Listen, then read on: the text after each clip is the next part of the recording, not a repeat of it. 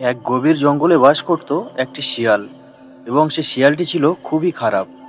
একদিন শিয়াল খাবার খাওয়ার পর তার খুব পিপাসা পেল এবং সে জল খাওয়ার জন্য নদীতে গেল। সেই নদীতে থাকতো একটি কুমির।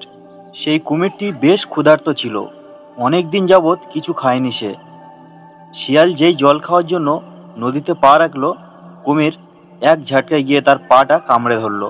কিন্তু শিয়ালটি ছিল খুবই চালাক, সে তার ব্যথা সহ্য করে বলল, আরে কুমির ভাই, তুমি যদি আমাকে খেতে চাও তাহলে আমার লাঠি না ধরে আমার পা ধরো, আমার লাঠি ছাড়ো ভাই।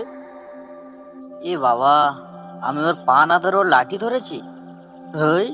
কুমির শিয়ালের পা ছেড়ে দেওয়ার সাথে সাথেই শিয়াল এক লাফে ডাঙায় উঠে এলো। হে উপরওয়ালা, তুমি আমাকে বাঁচালে। এই বলে শিয়াল অনেকটা দূরে চলে গেল এবং সেখানে দাঁড়িয়ে দাঁড়িয়ে বলছে, আমাকে খেতে এসছে, আমাকে, তুমি আমাকে খাবে আমাকে? তোমার মাথায় তো একটুও বুদ্ধি নেই, আবার তুমি আমাকে খেতে এসছো। আমার ঠ্যাংই ধরেছিলে তুমি, আমার পা ধরেছিলে। কিরকম বুদ্ধি করে আমার পাটা ছাড়িয়ে নিলাম বলো? আমার থেকে তো শরীর বড় হতে পারে, তুই আমাকে খেয়ে ফেলতে পারিস, তা বলে আমার থেকে তোর বুদ্ধি একটুও বেশি নয়। তুই অনেক বোকা। তুই যদি 7 জন্ম অপেক্ষা করিস, 7 জন্ম চেষ্টা করিস, তারপরেও তুই আমাকে খেতে পারবি না।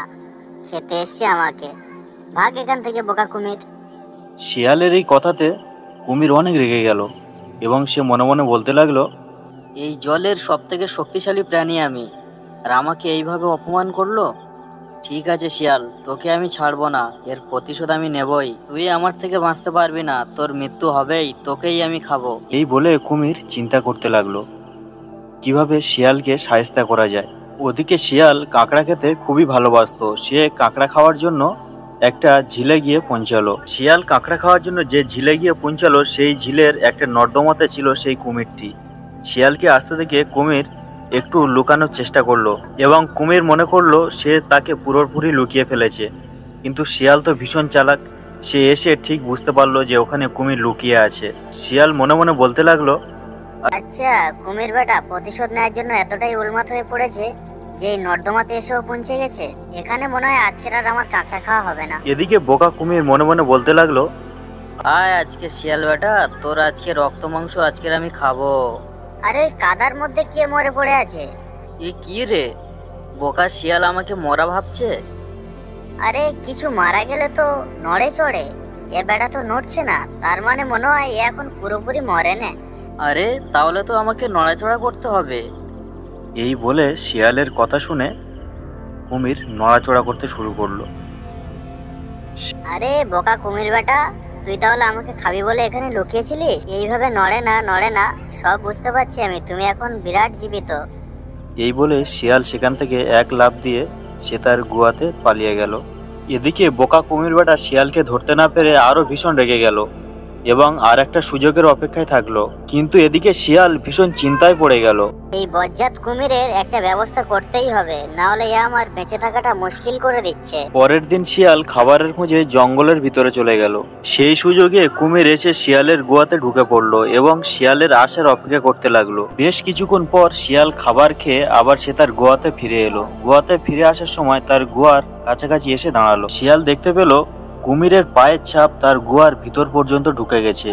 সে বুঝতে পারলো কুমির প্রতিশোধ নেওয়ার জন্য তার গুহার ভিতরে চলে এসছে এবং গুহার ভিতরে শিয়ালের জন্য অপেক্ষা করছে। শিয়াল মনে মনে চিন্তা করলো একে নিয়ে একটু মজা করা যাক।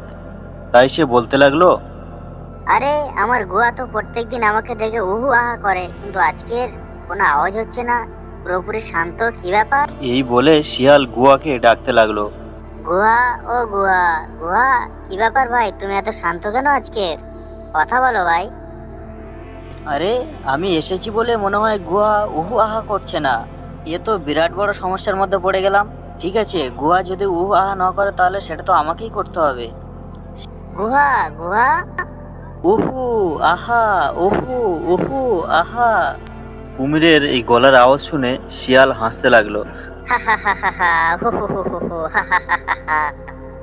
এই বোকা কুমির, তুই কি মনে করেছিস তুই আমার গুহার ভেতর লুকিয়ে থাকবি আর আমি কিছু বুঝতে পারবো না? এটা কোনোদিনও হয়? তুই আমার থেকে শরীরে বড় হলে কি হবে? বুদ্ধি তোর থেকে আমার অনেক বেশি। বোকা কুমির কোথাকার। ধ্যাৎ, ভাল লাগে না এরকম। আজকেও তুই আমার হাত থেকে বেঁচে গেলি বুদ্ধি করে। ঠিক আছে, পরে একদিন দেখে নেবো তোকে, তুই আর বাঁচতে পারবি না। কুমিরের গলার আওয়াজ শুনে শিয়াল সেখান থেকে পালিয়ে গেল এবং মনে মনে শিয়াল চিন্তা করতে লাগলো যে কুমিরকে কিভাবে একদম মেরে ফেলা যায় আর আমার পথের কাঁটাকে সরানো যায়। ঠিক তার অন্যদিকে কুমিরও সেই সিদ্ধান্ত নিতে লাগলো যেটা সে বারবার ঠকে যাচ্ছে আর সে ঠকতে রাজি নয়। তাই সেও চিন্তা ভাবনা করতে লাগলো শিয়ালকে একেবারে মেরে ফেলতে হবে, কোনো রকম আর বোকামি করলে চলবে না। কুমির বুদ্ধি করলো শিয়াল যে রাস্তা দিয়ে প্রত্যেক দিন যায় সেই রাস্তায় ওকে আটকাতে হবে এবং সেই দিন তাকে মেরে ফেলবো যেদিন তাকে আটকাতে পারবো। এই চিন্তা ভাবনা নিয়ে একটা গাছের নিচে শুকনো ডাল দিয়ে চারদিকে ঘিরে কুমির মাঝখানে চুপচাপ শুয়ে আছে এবং শিয়াল বেশ কাছাকাছি চলে এলো। সেই টাইমে একটি দমকা বাতাসে কিছু গাছপালার ডাল তার গা থেকে সরে গেল এবং শিয়াল সেটা বুঝতে পারলো যে এখানে কুমির তার জন্য অপেক্ষা করছে। আরে বোকা কুমির, তুই এখানে শুয়ে আছিস, আমাকে মারার প্ল্যান করছিস? আজকের দেখ তোর কি অবস্থা করি। তুই আমার শত্রু আর তোকে বাঁচিয়ে রাখাটা ঠিক না। আজকের তোকে আমি এখানে মেরে ফেলবো। এই বলে শিয়াল একটি শুকনো ডালে আগুন লাগিয়ে সেই দিকে ছুঁড়ে দিল যেদিকে কুমির চারদিকে ডালপালা দিয়ে ঘিরে মাঝখানে শুয়েছিল এবং কাঠের চারদিকে আগুন লেগে যাওয়ার পর কুমির ছটফট করতে করতে মারা গেল আর চিরদিনের মতো শিয়াল তার শত্রুর হাত থেকে সে রক্ষা পেল। আজকের ভিডিও এই পর্যন্ত বন্ধুরা। ভিডিও যদি ভালো লাগে একটি লাইক করে দিও। ভিডিওটি কেমন হয়েছে কমেন্ট করতে ভুলবে না, কমেন্টে জানিয়ে দিও। সাবস্ক্রাইব নাও এনকে বেঙ্গলি গল্প। So keep watching NK Bengali গল্প। ভিডিওটি দেখার জন্য আপনাকে অসংখ্য ধন্যবাদ। Thank you.